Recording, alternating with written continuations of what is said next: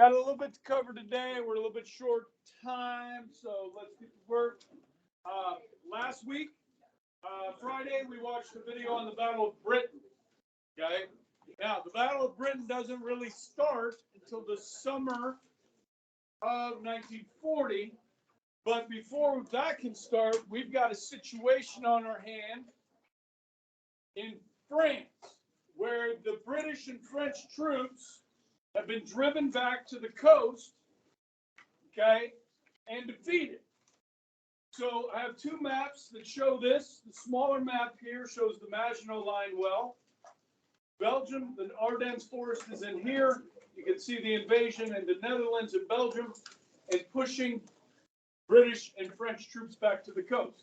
Similarly, this map, which is larger, okay, you can see the forest here really well, okay, the Maginot Line, and the French troops and British troops will be pushed back here to Dunkirk.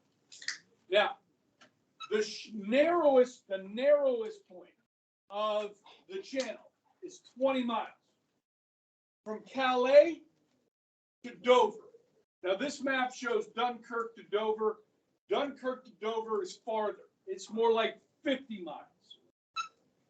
At its narrowest point, it's 20 miles. I had a student last year whose name is escaping me, so maybe you know, whose aunt actually swam the English Channel. Who? Yes, Bryn Murphy. How did I forget her name? Yeah, Bryn. Okay. Yeah, she told me that story because I always tell students about people swam across. It's not an easy swim. Swimming 20 miles is one thing, but with rough currents, fast currents, and rough seas, that's an accomplishment that few have ever done. Okay. But anyhow, guys, you've got 200,000 British, close to 140,000 French troops with their back to the wall. Now, one of the most important strategic accomplishments that you need in World War II, we've already talked about. That's air superiority, right? If you have air superiority, you control things from above, literally and figuratively. You have the upper hand. Guys, whenever you study military history, okay, or you're involved in the military, you have to pay attention to supply lines or logistics, okay? With the Germans moving so quickly with their tanks, their trucks, their motorcycles, and so forth, their aircraft, all of those things need what? Fuel, gasoline, okay? Different types of gasoline. Now, because the Germans are moving so quickly, the supply lines are having trouble keeping up, which is going to create a window of opportunity to save these troops on the beach. Okay? You've got to have the fuel, the food for your soldiers, the munitions have to be replaced. All of these things have to be taken in consideration when you're talking about supply lines. Okay? Something to always keep in the back of your mind. If you're a military strategist, one of the easiest ways to defeat your enemy is cutting off their supply lines. Does that make sense? Now, any guys paying close attention to the Israeli conflict? Okay, Gaza is a small strip of land. The Israeli Defense Forces have entered. This is urban warfare, guys. What should you expect from urban warfare? Extremely high casualties. Extremely high deaths. Look up Fallujah in Iraq. Mosul in Iraq. Look up Stalingrad from World War II. Okay? What you should expect from this war in Israel is a lot of death. And it's happening as we speak. Okay, so don't be surprised by that. That is actually, this happens in war. When you talk about urban warfare, it gets worse. Okay, on both sides. So here, the Germans are delayed. So Churchill going to try and save these men, but there's a problem. Dunkirk doesn't have natural ports. There's one big dock, but that's not going to do it. Because if you start bringing in your bigger ships to get 340,000 people off the beach, what's going to happen to your ships? The Luftwaffe is going to sink them in the channel, okay? If you try and beach one of these large ships, like pull it up on the beach, there's a chance it gets stuck. And now you lose the ship and the men on the ship. So Churchill decides to try and build a large flotilla of small boats to save these men. He calls on every British citizen that has a boat. Doesn't matter what kind of boat. It could be a rowboat. It could be a ski boat, a yacht, a fishing boat, a tugboat, any kind of boat. Get it to the coast and get it there now. And they're going to bring these boats across and try and save these men. So the next slide. Yeah. It's called Dunkirk. You seen it? All right, remind me, how many of you have seen the movie Dunkirk? Okay. 4th hour, 28 students. It's crazy. Like, this just came out like 3 years ago. Like publicized? Yeah, man. I saw the freaking trailer for it. I'm like, holy crap, they're making a movie about Dunkirk. I went the first weekend. I never do that. Because I don't like crowds. You know what I mean? I never go opening night. That's crazy. I'm not doing it. All they're showing in the theaters right now are horror flicks, and I ain't doing that either. So, no thank you. Okay. Now, back to Dunkirk. See these boats right here? They strapped them all together, drove them across, they're going to shot. You've got basically a bridge being built here out of rowboats. And then rowboats bring people from the shore. Now you can see explosions going off. The Luftwaffe is hitting the beach. Okay, they're going to leave 85,000 vehicles. Most of their artillery, this is the bulk of the British Army, is in France. So if they don't save these guys, British Army is being decimated right here. Okay, so it's the British call it a miracle, the miracle of Dunkirk. Okay, is it a miracle? Is it a victory? I don't know if you've ever heard this word Pyrrhic, like a Pyrrhic victory. It's you don't win, but you can take something positive from it. And the British will use this as a rallying cry throughout the rest of the war. You know, let's get them back for Dunkirk. Pretty good British accent. I tried. All right.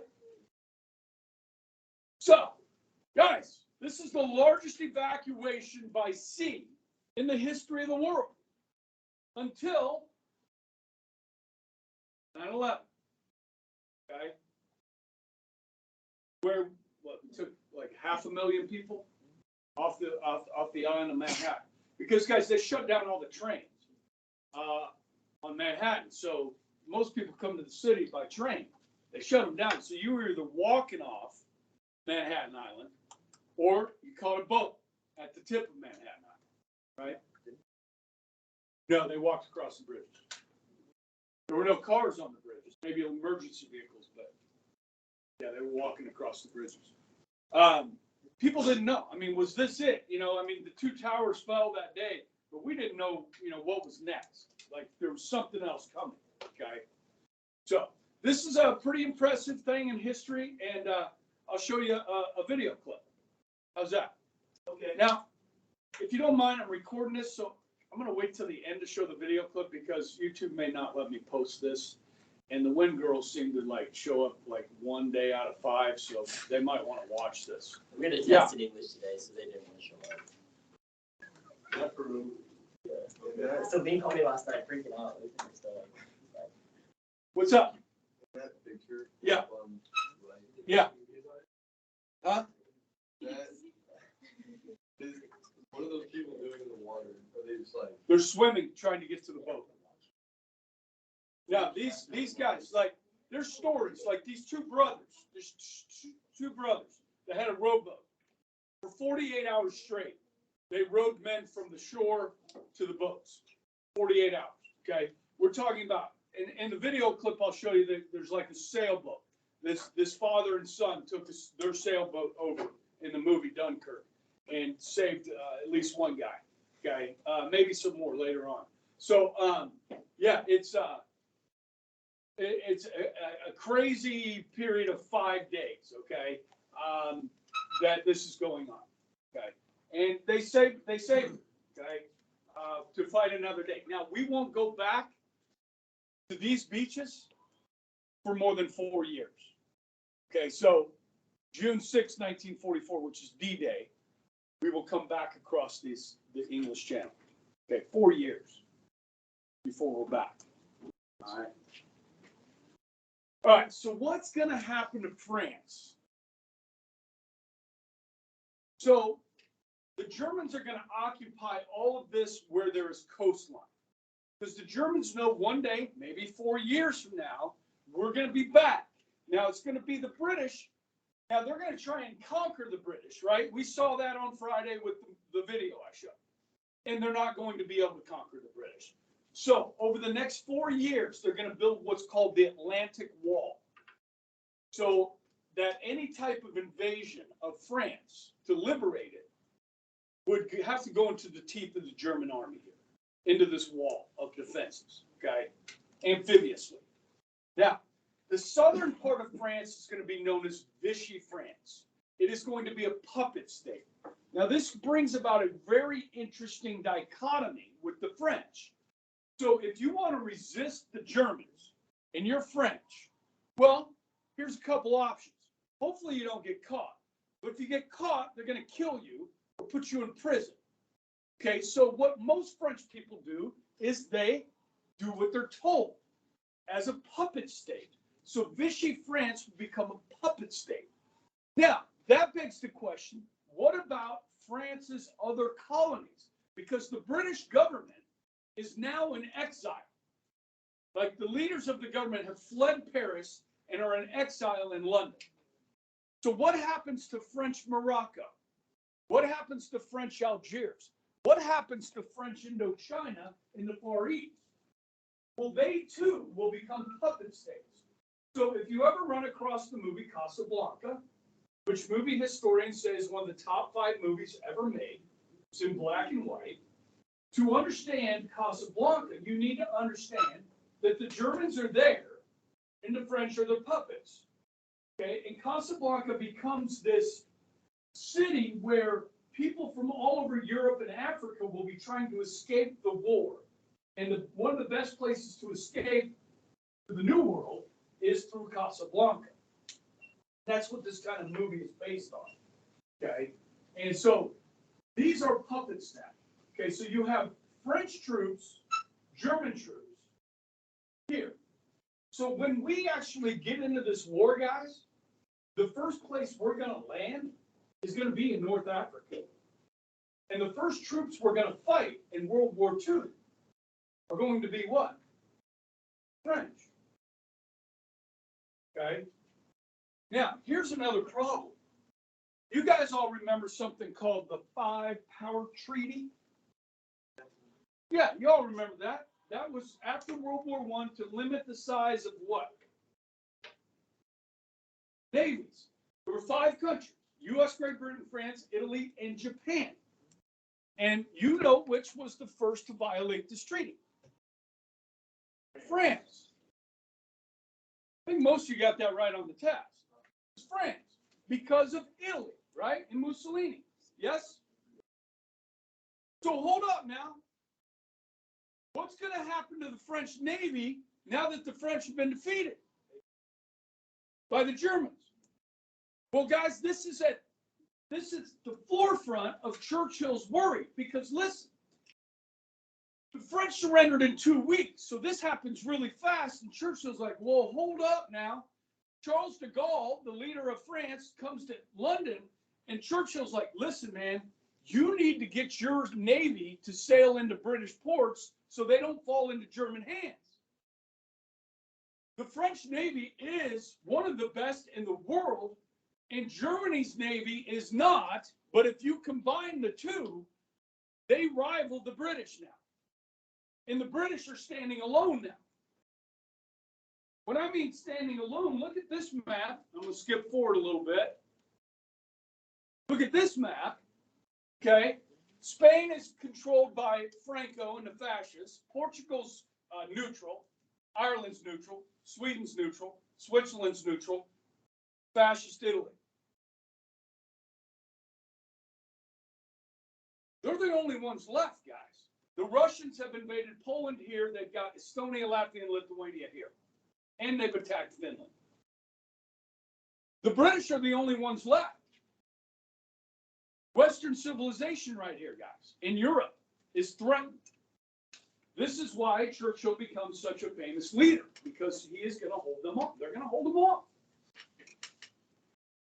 But if that navy, excuse me, falls into the German hands, so Churchill orders the French fleet to sail into British harbors.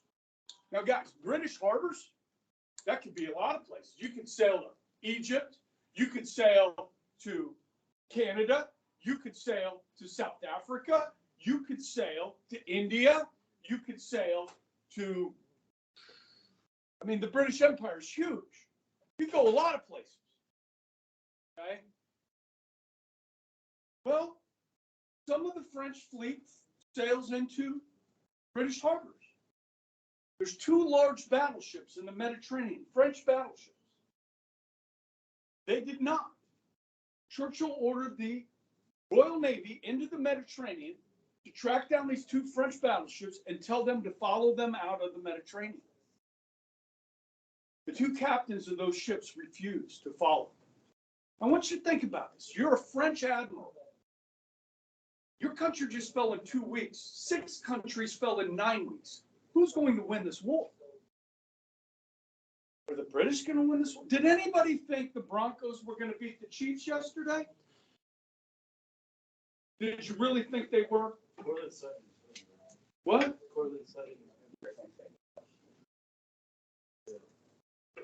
They won too. You know, Russell Wilson's still good. No, he's not. Look, I'm not a Chiefs hater, okay? But I did think it's pretty funny that at Denver they played some Taylor Swift after the game. Shake it on. Shake it on. Yeah. I think that's funny. Huh? They put it on camera too much. Like, Oh, I know, it's terrible. What are we doing? It's freaking football. it's so annoying. Okay, anyhow. Kelsey deserves it. Mr. Pfizer. You gotta know about that. Yeah. Aaron Rodgers.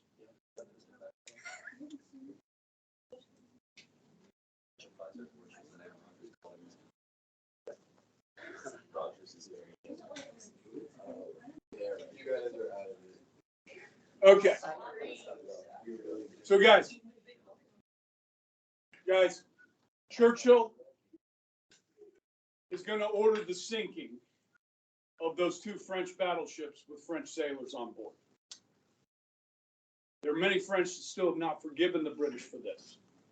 Okay. How did I go from 42% to 10%?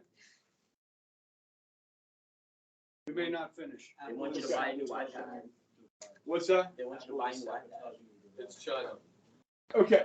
Well, maybe my iPad's just like 8 years old. Okay. All right, moving on. We're going to go across the pond, okay? And we're going to talk about the development of American air power. Put all the notes up there.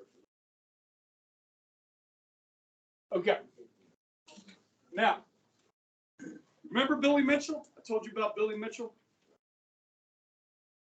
Billy Mitchell is America's first what?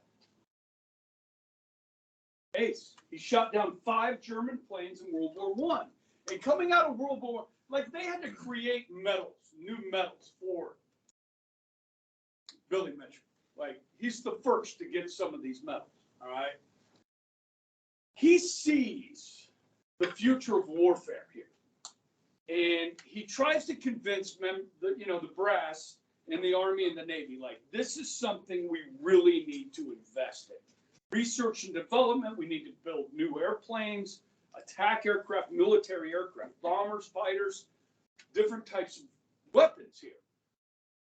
You guys remember, in World War I, Billy Mitchell was flying a French plane when he became an ace. We didn't even have American aircraft in World War I. So we're behind. So Mitchell's trying to like highlight this. So then in 1921, he says, look, let me show you. I'll put on a demonstration. He dropped 6 2,000-pound bombs on the USS Alabama. It's an old battleship that we're not going to use anymore.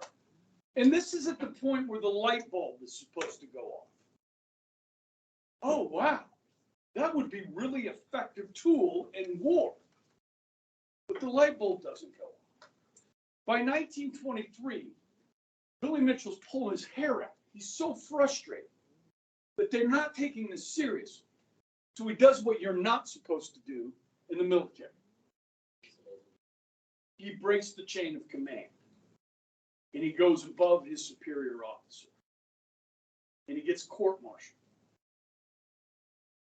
This American hero is court-martialed. Now, you can't do it. It's like, okay, let's say I was upset with the way they did the canned food drive, all right? So instead of going to Miss Nielsen, I just go straight to Janet Eaton, superintendent. And I throw Mrs. Harshberger under the bus, like Mitchell did to his commanding officer. You're going to get in trouble, okay? But by 1927, when Lindbergh makes his flight across the Atlantic, finally they're like, okay, yes, this is what we need to be doing, okay? Finally. But do they let Mitchell back in?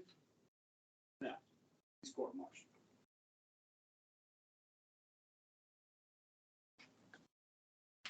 Pick off the wrong people, burn the wrong bridges.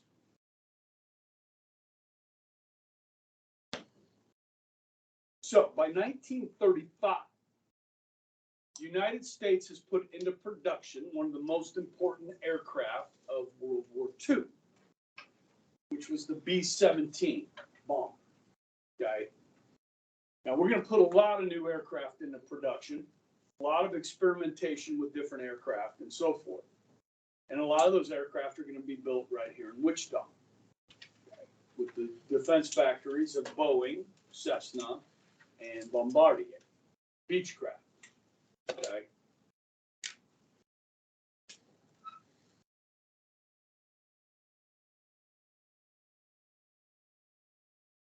All right.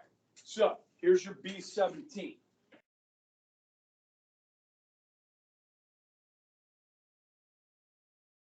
We will fly over 80,000 missions in this plane. Okay. It's nicknamed the Flying Fortress. It has 4 engines. If you lose one of the engines, can you still fly it? No. If you lose 2 of the engines, can you still fly it? No. If you lose 3 of the engines, can you still fly it? No. Not very well. Now, with a skilled pilot, you may be able to crash land that thing without everybody dying. But you're probably, if you're down to 1 engine, you're telling everybody to bail out. Okay? Parachutes. Get your parachutes and get out. Okay? Now, this is a 10-man crew. This is why they call it a fortress. Okay? When you're flying missions over Germany, you're going to come under attack from flak, right, anti-aircraft fire, and by enemy fighter planes. So the machine guns on this thing are meant to defend it like a fortress. These are waist gunners, what they call waist gunners, 1 on each side. You have a tail gunner. You've got a turret on the top. This plane was made 1944 or later because of the guns on the front, I can tell. And then you have this lucky individual down here underneath the plane in the belly bolt turret. Okay. Now you're going to need somebody small to go into that. Okay. So we're going to take somebody like Dominic over there, and we're going to put him in the ball turret. Okay. Truman, you can't fit in there. All right. Some of you guys can't fit in there. But in reality, at 20,000 feet underneath the plane, it's one of the safest places to be on that plane. Is in the ball turret under the belly. Okay. The waist gunner here is the most dangerous place to be on this plane. You got a pilot, you got a co-pilot, you got a bombardier and a radio operator. And then you got 6 gunners. Okay. Flying fortress. Now here's the thing, guys. If your crew can survive 25 missions, 25 sorties, you get to come home. Not back to base. You get to come home to the United States and train other people to do what you just did. 25 missions. In 1943, guys, not many survived 25 missions. By 1944, more did. By 1945, most did. Now, this gun was added in 44 because early on in 43, German fighters would attack from the front.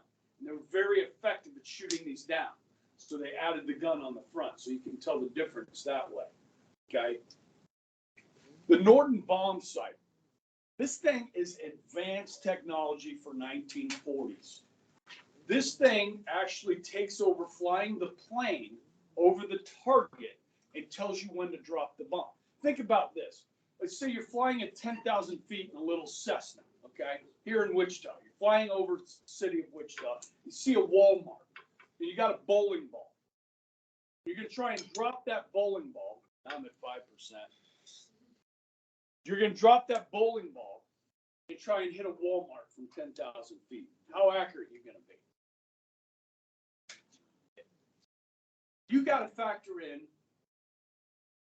speed of the aircraft, wind speed, altitude, rotation of the earth. All of those factors factor in. This is why smart people are important. Okay, you got to have smart people to figure this out. Okay, and so that bomb site was like highly classified. When the planes landed, they took it under lock and key and locked it up so people, that wouldn't get stolen. Now, if one of these crashed, they might be able to, find the bomb site. But it's a really cool piece of equipment.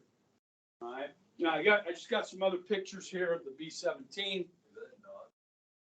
Doc is B-29. Yeah. There's about 20 of these still airworthy. Doc's the only B-29 flying. So there's a good picture. This is from the World War II Museum. Okay, good picture of the ball turret here. And then this shows you like survival rates, wounded rates for people that were on the plane. So 21% of all the wounded on this plane were from waist gunners. Only 5.9% from the guy in the ball turret underneath. Okay, so it's one of the safest places to be. The co-pilot was actually the safest spot on the plane for some reason. Okay, all right, let's go to the Navy. Now here, guys, here's an idea. Let's try and fly a slow, heavy plane off a boat. Now, most of these things, they need a long runway to take off. How are you going to do this? Big boat, smaller planes, catapult. So who wants to volunteer? We're going to try and catapult you off this boat. Who wants to sit in the cockpit? I'll do that. Crazy idea. I'm going to end this video because it's going to run out. Please everybody said like and subscribe. Like and subscribe. Leaning Julia.